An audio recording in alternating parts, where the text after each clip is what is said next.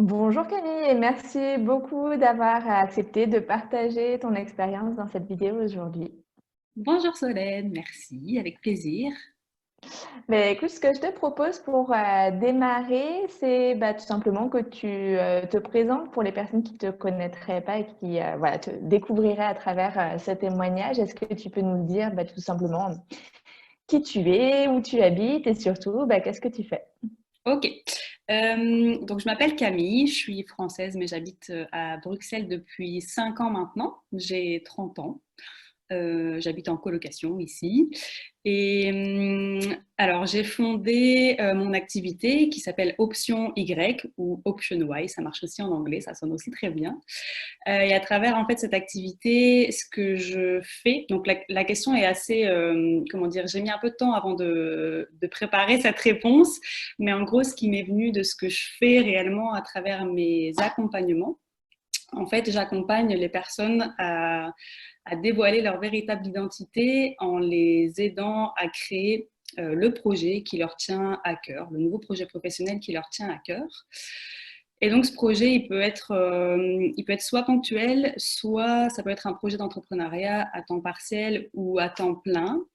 Mais en gros, ce que je fais, c'est que j'utilise ma posture de coach, en fait, pour aller chercher les personnes là où elles en sont actuellement, sur le plan émotionnel et psychologique, par exemple. Et en fait, j'avance côte à côte avec elles pour qu'à la fin, elles concrétisent, en fait, ce projet qui s'inscrit dans leur projet de vie global. En fait, c'est un peu ça l'idée.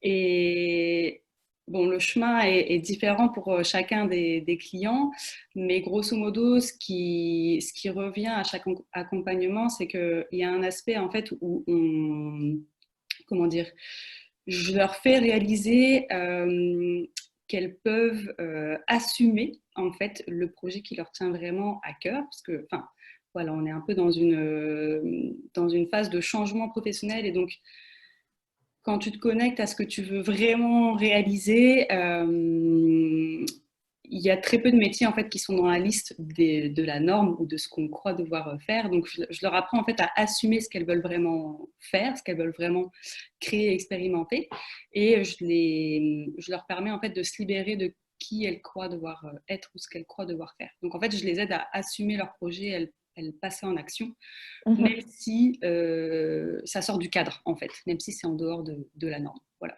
c'est un peu ça Super. l'idée. Et est-ce que tu peux nous dire en quoi cette cause, du coup, ça te tient à cœur? Enfin, pourquoi tu as choisi de dédier ton activité de coach au fait d'accompagner justement les personnes qui pourraient sortir du cadre, mais qui n'osent pas nécessairement par elles-mêmes? Bah, en fait, ça me parle parce que bah, déjà, ça parle de moi. Enfin, dans le sens où déjà j'ai deux activités qui ont a priori rien à voir, dans le sens où j'ai cette activité de coaching dont je viens de parler, et à côté de ça, je travaille dans l'univers du vêtement haut de gamme, donc qui a priori n'a rien à voir, mais en fait moi je vois quand même le lien. Et donc voilà, j'ai mis longtemps en fait avant de m'autoriser et à me dire que c'était possible de créer cette activité-là de cette manière-là. En fait, avant de passer par toi, j'ai suivi beaucoup de formations en création d'entreprises, mais on va dire euh, à travers des organismes traditionnels, on va dire, tu vois, donc financés par l'État par exemple, ou voilà, genre vraiment des stratégies marketing, on va dire, de premier plan, j'ai envie de dire. Et en fait, c'est intéressant, tu vois, ça donne des infos et des outils. Mais le truc, c'est que c'est le problème de surface, en fait, si tu veux. Mhm. En gros, ça te donne le mode d'emploi pour créer ton activité, mais en fait, il suffit pas de connaître le mode d'emploi pour le mettre en action. Tu vois ce que je veux dire? En fait, enfin, l'idée, toutes les personnes qui veulent créer leur propre projet, en fait, elles pourraient savoir comment faire parce que tu peux trouver gratuitement sur Internet. Voilà, tu fais une étude de marché, tu définis ton client idéal, etc. Ça, en fait, c'est pas ça qui est compliqué, c'est pas ça qui empêche les gens de le faire. Ce qui les empêche de le faire, c'est qu'ils pensent soit qu'ils n'en sont pas capables, soit ils manquent de clarté sur ce qu'ils ont vraiment envie de faire, Mhm. soit en fait ils pensent que c'est pas possible ou que ça peut pas marcher à leur manière ou que eux ne sont pas faits pour ça. Et donc, en tout cas, moi, c'est vraiment ça qui m'est arrivé et je suis encore en chemin là-dessus. Mais c'est vraiment, pour moi, c'est vraiment ça le problème de fond, de base à décortiquer, c'est s'autoriser, en fait, assumer le projet que tu as vraiment envie de faire à ta manière. En Super. fait, Et du coup, en fait, tu es partie de quelque chose que tu as expérimenté et puis que tu as pu observer aussi autour de toi, de personnes qui disaient entrepreneur pur et dur, non, salarié pur et dur, non, et du coup, je me sens pas à ma place, je suis pas épanouie ou je sens qu'il me manque un truc, quoi, ou que je n'exploite pas vraiment mon potentiel, ou j'ai cette envie de projet, mais en même temps, je n'arrive pas à me projeter. Et ouais, donc, c'est à partir de cette observation-là que tu as voulu lancer cette oui. fameuse Option Y. C'est ça, c'est exactement ça. Et en fait, je trouvais ça hyper réducteur, tu vois, de choisir entre je suis salarié ou je suis entrepreneur. Et en fait, il y a plein de possibilités entre les deux. Et en fait, la plupart des gens sont dans ce choix binaire, tu vois, ou tu es salarié ou tu es entrepreneur. Mais en fait, enfin, c'est hyper anxiogène. Enfin, c'est compliqué de choisir l'une ou l'autre voie, alors qu'en fait, il y a plein de possibilités entre les deux pour quand même garder une certaine forme de sécurité ou de travail en équipe, par exemple, qui est permis par un travail de salarié, mais pas forcément par une activité d'entrepreneur. Et donc, tu peux tout à fait combiner les avantages des deux et donc créer un projet qui est hyper important pour toi, sans forcément devoir choisir la case entrepreneur ou salarié. Donc voilà, Super. de nouveau, Ouais. ça sort un peu des règles. Donc les gens au début disent ah, ben, j'ai deux activités, je suis salarié et je fais entrepreneur. Les gens, tu vois, ça les intrigue, ils demandent des explications parce que c'est pas classique, j'ai envie de dire. On a tendance à vouloir se mettre un peu dans des cases. Or, c'est très bien de sortir des cases. Ça fait du bien en fait. Donc, Super. Et du coup, tu nous parlais tout à l'heure des formations que tu avais fait un peu plus orientées à entrepreneuriat classique avant de démarrer notre travail ensemble. Est-ce que tu pourrais nous expliquer un peu plus en détail, du coup, quelle était ta situation avant qu'on démarre notre accompagnement? Où est-ce que tu en étais de ta réflexion autour de ton projet de devenir coach? Et puis, du coup, aussi nous expliquer voilà, quelles étaient tes attentes à cette époque-là ou tes points d'interrogation. Enfin, qu'est-ce qui t'a amené à t'intéresser à l'accompagnement qu'on a fait ensemble? Ouais. Donc en fait, quand j'ai commencé à te contacter, j'avais déjà participé à plusieurs incubateurs, comme je te disais, qui sont financés par l'État belge, qui m'avaient donné un peu, comme je disais tout à l'heure, le mode d'emploi de comment tu fais pour te lancer. Or, j'osais toujours pas me lancer parce qu'il me manquait plein d'informations. Donc, ce que j'ai fait, en fait, à ce moment-là, j'étais encore en formation de coaching et au sein de ma formation, je devais coacher plusieurs personnes. Donc, en fait, j'en ai profité pour coacher beaucoup plus de personnes que le minimum qu'on était censé faire pour me permettre de définir ma spécificité, en fait, et le type de personne avec qui je préférais travailler. Et une fois que j'avais avancé là-dessus et que j'avais plus ou moins éclairé cette question-là, de nouveau, comment dire, je savais pas forcément par quelle étape vraiment concrète, petite étape, commencer pour voilà, créer un chemin où au final ton activité allait créer. Et en fait, j'avais besoin comment dire, d'un accompagnement en individuel pour recevoir, entre guillemets, une validation de mon projet, est-ce qu'il était viable de cette manière-là ou pas, et de recevoir des conseils personnalisés. Et surtout, ce que je cherchais en te contactant, c'est d'avoir des conseils qui viennent d'une personne qui est elle-même entrepreneur et qui est elle-même passée par ce chemin-là, parce que la plupart des accompagnements que j'avais faits, donc gratuits, étaient donnés par des salariés en fait. Donc en fait, enfin, tu vois, qui savent pas ce que tu es en train de vivre, tu vois. Donc, enfin, voilà, il y avait quelque chose qui n'était pas cohérent là-dedans et qui me manquait.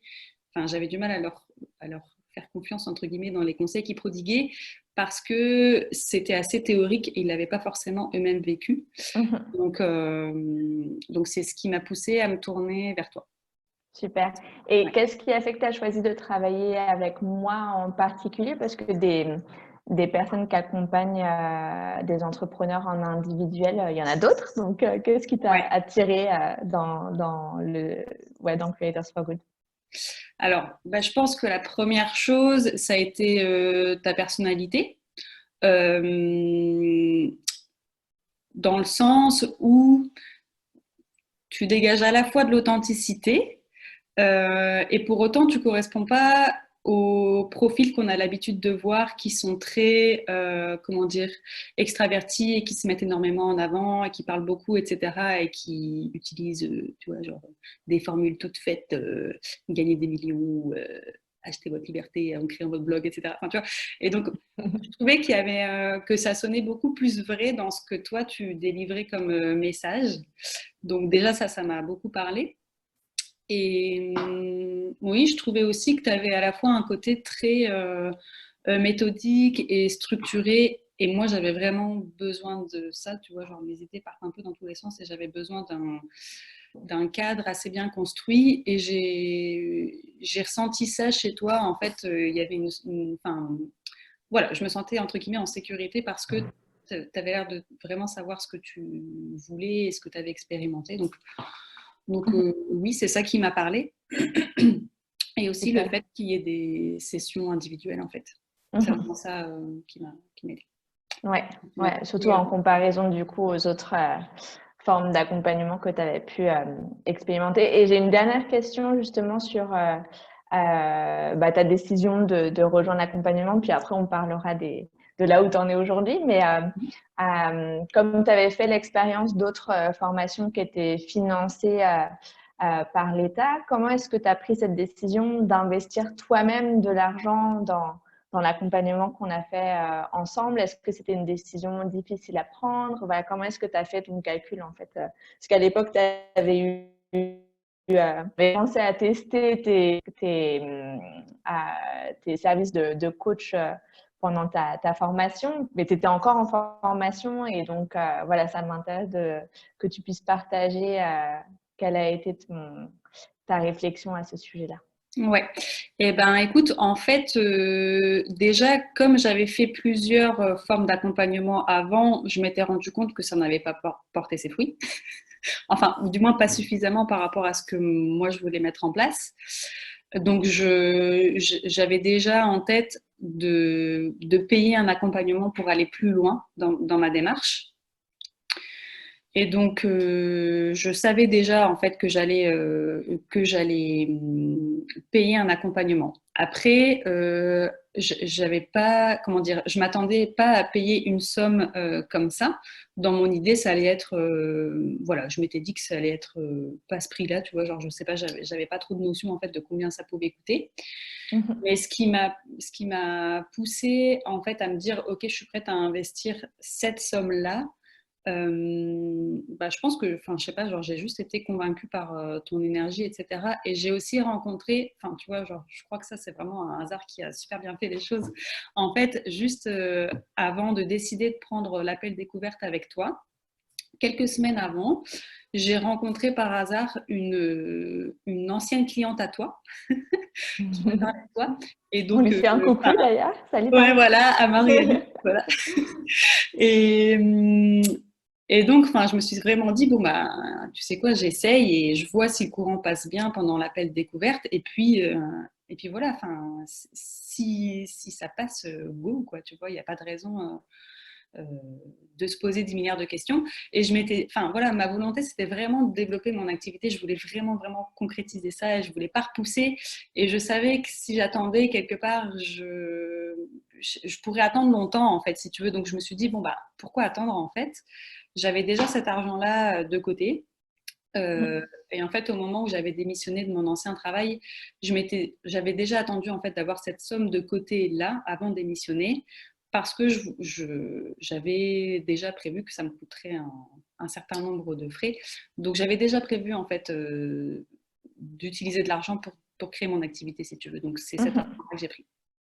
Ok, Ok, super. Non, mais c'est vraiment intéressant d'en savoir plus sur ta prise de décision, parce que parfois, c'est un des éléments qui bloque, comme tu le dis. On ne sait pas toujours à quoi s'attendre, ou on ne sait pas en fait combien ça coûte de se faire accompagner quand on se lance dans l'entrepreneuriat. On sait combien ça coûte des études, ou combien ça coûte telle ou telle chose, parce qu'on voit les gens de notre entourage investir dans leur première maison, dans je sais pas quoi, dans ceci, dans Ouais. cela, enfin toutes les choses un petit peu classiques, enfin les gros investissements un peu classiques.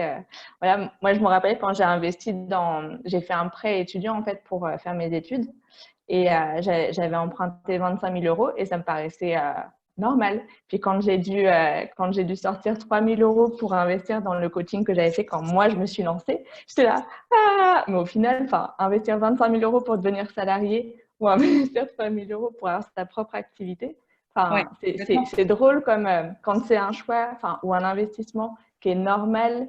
Bon, bah voilà. Mais quand on n'a pas l'habitude, que personne autour de soi est entrepreneur, et puis qu'on ne sait pas si ça va marcher et tout d'un coup, même Complètement. si c'est des proportions différentes, la décision, elle paraît beaucoup plus grande. Donc Ouais. c'est intéressant d'avoir ton point de vue Oui, aussi. oui, oui, complètement. Et tu vois, pour revenir là-dessus, en fait, je comprends très bien cette mécanique de dire, punaise, je vais sortir 4 000 ou 5 000 euros pour ça. Et en même temps, ben, je voyais ça comme un investissement, si tu veux, parce que je savais que ça allait m'apporter plus sur le long terme que l'argent que j'allais dépenser. Donc voilà, je me suis dit, cet argent, je le récupérerai d'une manière ou d'une autre, je ne sais pas quand, mais dans tous les cas, c'est sûr que... Enfin, je vois ça aussi comme si tu veux recevoir de l'argent, il faut aussi être capable d'en donner et quelque part investir sur soi, c'est aussi miser sur le fait que enfin, c'est aussi faire un pari que en fait tu vas t'engager là-dedans pour que ça fonctionne aussi, tu vois. Donc c'est voilà, je Tout à m'étais fait. dit ok, en fait je veux tellement créer cette activité que je suis prête à m'engager là-dedans et à ne plus pouvoir revenir en arrière, tu vois. Enfin, c'est aussi un peu dans cette démarche-là que je me suis dit bah, en fait pourquoi je le ferais pas alors que cet argent est là et que c'est ça que j'ai envie de faire et qu'il y a une personne qui peut m'aider sur mon chemin. Enfin, donc voilà, en Génial. effet, Et du coup, alors raconte-nous, où est-ce que tu en es de ton activité maintenant qu'on a pu faire du coup donc ce fameux accompagnement Bloom for Good. Donc voilà, est-ce que tu as créé cette fameuse activité? Bon, on le sait déjà grâce à ta présentation du début, mais du coup, comment est-ce que ça s'est passé? Et puis, quelles ont été les étapes voilà, que tu as pu franchir, et où est-ce que tu en es aujourd'hui? Alors aujourd'hui, en fait, je suis passée vraiment de l'idée abstraite au concret, c'est-à-dire que maintenant j'ai vraiment mes bases qui sont construites, c'est-à-dire que j'ai mon nom, du coup je vous l'ai dit au début, mais il y a mon site aussi qui est créé, j'ai un Le profil. nom, c'était pas évident. Enfin, c'est comme ça, on se dit oui, bon, bah, elle a un nom d'activité, mais au final, c'est vrai que Ah c'est non, non, beaucoup non. de travail, quoi. Ah, c'est vraiment, oui, oui, c'est émotionnellement, c'est vraiment ascenseur émotionnel parce que tu te dis que tu vas jouer toute ton activité sur le nom. J'en parle d'ailleurs à travers un article, dans un article sur à quel point ça a été compliqué et je donne des conseils pour que ça se fasse plus facilement. On le mettra, il est trop bien cet article, on le mettra sous la vidéo pour les personnes, les entrepreneurs ou aspirants entrepreneurs qui regardent cette vidéo et qui se prennent la tête eux aussi Ouais, sur ce sujet-là. Je vous mettrai l'article de Camille. ok, Ouais. top. Du coup, où j'en suis, ben, j'ai eu mes premières clientes et je continue d'en avoir. Enfin, j'en ai eu deux nouvelles récemment, donc super. Génial, bravo, j'apprends en même temps. Ouais. Félicitations. Oui, merci. Donc en fait, oui, c'est ça. En fait, j'ai vraiment là une base solide qui est construite avec une offre, un positionnement, un prix, un nom, etc. Et voilà, je sais que ça va s'ajuster au fur et à mesure de l'expérience. Mais en tout cas, c'est voilà, je suis lancée, je suis sur les rails et le train est en marche, quoi. Donc c'est un peu ça le sentiment que j'ai. Top, le train est en marche, c'est une belle une belle image. Ouais, ouais. Au sein de ton programme, il y avait aussi un site internet qui a été fait du coup par partenaires. Est-ce que tu peux nous en parler un petit peu? Parce que je te demande ça, je rajoute une question, ce n'était pas spécialement prévu. C'est juste que c'est quelque chose que j'ai rajouté assez récemment en fait dans mes accompagnements. Du coup, ça m'intéresse d'avoir ton feedback, enfin voilà, que tu puisses parler de l'expérience aussi, enfin voilà, voilà, que tu puisses en parler. Bah, en fait, je trouve que c'est un élément crucial en fait dans l'accompagnement parce que quelque part, je trouve que le site internet, c'est un peu l'aboutissement de toute la réflexion qu'on fait ensemble qui permet voilà, de mettre en musique en fait toutes les réflexions qu'on a sur notre activité. Bon, bah voilà, concrètement, tu as ton site qui explique ton message, à qui tu t'adresses, etc. Donc en fait, pour moi, oui, c'est ça, c'est l'aboutissement, c'est la concrétisation de toute la réflexion qu'on a ensemble. Et donc, je suis hyper contente d'être arrivée au moment où tu as rajouté ça dans tes programmes. Parce que sinon, je ne sais pas si j'aurais pu le faire seule en fait. Et le fait qu'on ait une structure aussi comment dire, de la façon dont on rédige le site, je trouve que voilà, de nouveau, il y a un cadre qui est posé et voilà, on fait notre propre réflexion, on fait notre propre rédaction des textes et on choisit nos images nous-mêmes, etc. Mais le fait que ce soit pendant l'accompagnement et que du coup il y avait une deadline où voilà, où on s'était engagé, enfin, qu'on choisit nous-mêmes la deadline, on s'engage pour rendre à cette deadline-là, mais ça m'a forcé à vraiment me pencher sur le sujet. Et c'est un gros chantier, donc je pense que si j'avais dû le faire moi-même, comment dire, j'aurais décalé dans le temps, enfin j'aurais mis plus de temps à le rédiger. Et je suis pas sûre que je l'aurais fait aussi vite si j'avais dû prendre la décision de le faire toute seule. Donc pour moi, c'est vraiment un gros plus dans le programme, clairement. Super. Et puis en plus, comme tu dis, c'est l'aboutissement de la réflexion. Et puis c'est aussi après la base pour la communication, qui sont un peu les deux grands volets en fait qu'on a vus ensemble et qui constituent du coup les bases solides pour ton activité aujourd'hui. Puis le fait que tu aies eu du coup voilà, ces deux nouvelles clientes récemment, c'est aussi, si tu étais encore en train de peaufiner ton site internet, peut-être ou sûrement qu'elles n'auraient pas pu avoir confiance en ta capacité à les accompagner. Parce que Ouais. c'est ça aussi le but d'un site. Mmh. Génial. Écoute, je suis ravie pour elle que tu te sois un petit peu forcée à aller plus vite que ce que tu aurais fait toute seule, parce que c'est aussi ça, je trouve, la valeur d'un accompagnement, c'est que ça accélère les choses. Parfois, du coup, ça nous oblige, comme tu le dis, tu as utilisé ce mot-là, mais c'est un mal pour un bien, entre guillemets. Enfin, c'est aussi accepter que ça n'a pas besoin d'être parfait pour être impactant. Et ce qui est important, c'est qu'aujourd'hui, tu puisses voilà, partager tes services avec des personnes qui en ont besoin. Et plus longtemps ça reste au placard ou une idée dans son tiroir, plus longtemps des personnes qui pourraient en bénéficier n'en bénéficient pas. Surtout pour toi qui a un message hyper, je trouve, assez unique. Enfin, il y a très peu de personnes qui voilà, couvre la voie vers le fait de dire eh oh les gars, vous n'êtes pas obligés de choisir entre soit salarié, soit entrepreneur. Vous avez aussi le droit de définir des projets et de vous lancer dedans sans que ça rentre dans des cases. Et je trouve ça génial que tu portes ce message et puis que ton activité soit sur pied pour le porter, quoi. Ouais, mais moi aussi, je suis super contente, c'est sûr. Et pour rebondir sur ce que tu disais sur le site, en effet, tu disais que c'est aussi accepter que ce soit pas parfait au début. Et je suis entièrement d'accord avec ça. Mais le fait du coup d'être passé à l'action, dans tous les cas, en fait, on peaufinera par la suite avec le temps, avec l'expérience et les clients qui nous renvoient certaines choses et qui nous permettent de gagner en expertise, etc. Mais au moins, la base, elle est faite, même si au début, c'est pas parfait. La base, elle est là. Et après, il n'y a plus qu'à reformuler ou à réajuster. Donc, voilà. Pour rajouter que c'est hyper chouette de pouvoir passer de l'abstrait au concret avec ton accompagnement. Pour moi, c'est vraiment ça que je retiens. Voilà. d'être Génial. par contre. Et puis, dernier petit mot sur cette truc de perfection. Il n'est pas parfait à nos yeux, à nous, mais on mettra le lien vers le site de Camille en dessous. Il est parfait en fait aux yeux aux yeux de 99% des gens, à part soi et puis les 1% voilà, de mauvaises ondes sur Internet qui sont là, ah mais dis donc, ça c'est pas très bien. Enfin, au final, c'est comme nous, on a tendance à se prendre la tête plus que. Enfin voilà, il fait le job et moi je le trouve tout à fait parfait. J'aime beaucoup ton site. Du coup, voilà, donc tu nous disais le plus grand changement que tu as vécu, c'était de passer de l'abstrait au concret.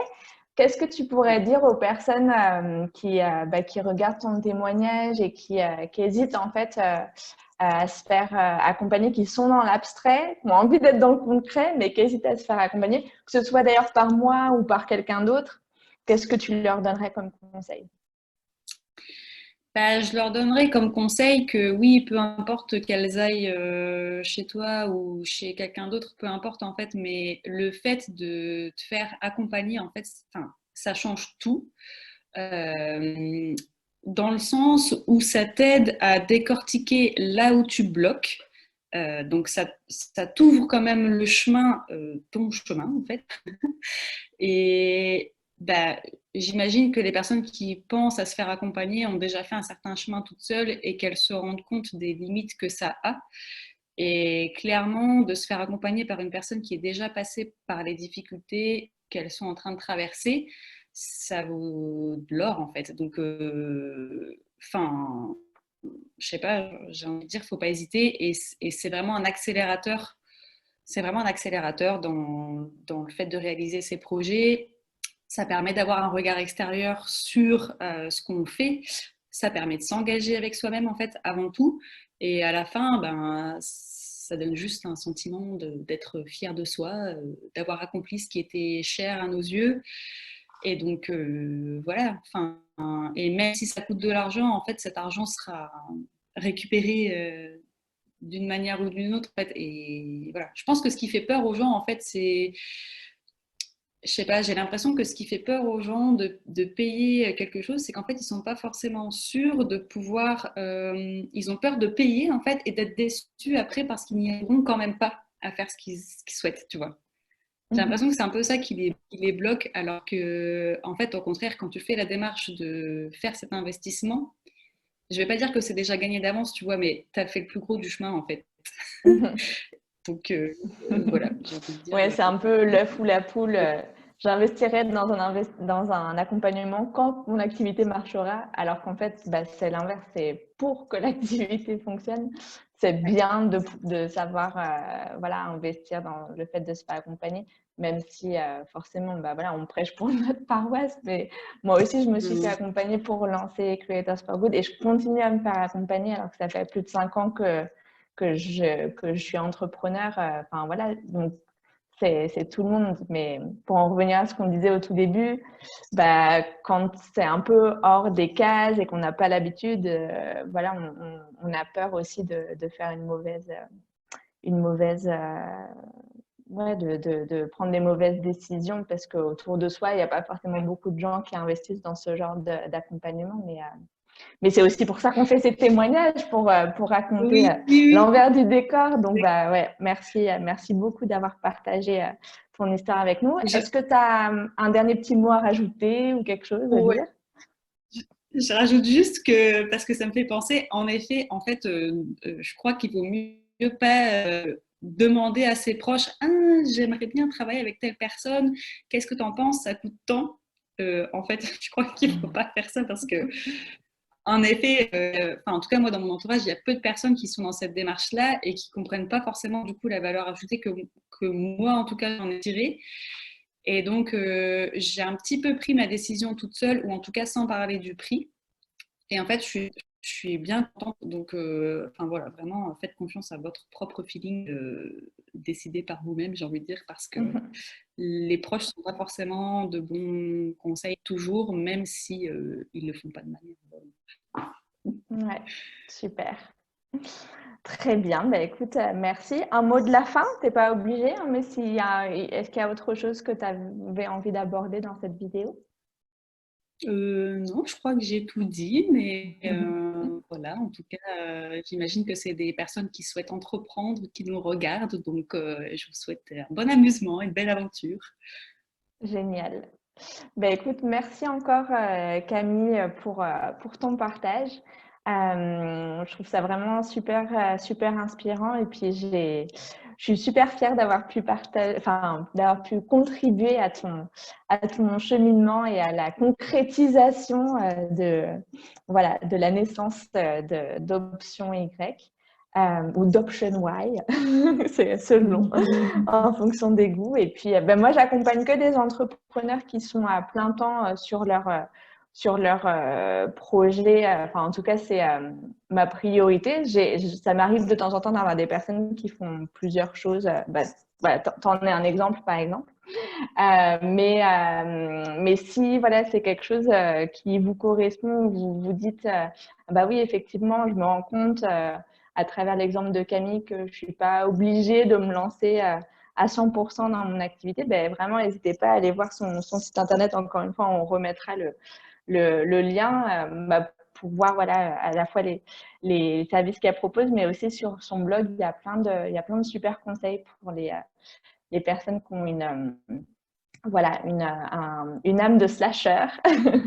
Donc, bah, n'hésitez pas, moi, ça me fait super plaisir de pouvoir aussi faire la promotion de tes services parce que tu es quelqu'un de génial, tu es une super coach et je pense que tu mérites à être connu et je suis persuadée que dans la communauté des Creators for Good, il y a des personnes qui pourront se reconnaître dans les valeurs que tu partages et ce que tu as à offrir. Donc, voilà. Ben, écoute, ça nous amène à la fin de ce témoignage. Merci encore beaucoup pour ton partage et puis longue vie à Option Y. Oui, merci beaucoup. Bah, merci aussi à toi pour cet accompagnement. Vraiment, enfin, voilà, ça fait vraiment un saut dans mon déploiement. Donc, merci beaucoup à toi et voilà, je te souhaite aussi une belle vie d'entrepreneur à la tête de Creators for Good et d'accompagner plein d'autres chouettes clientes qui vont aboutir à des chouettes projets dont le monde a vraiment besoin. Donc, voilà.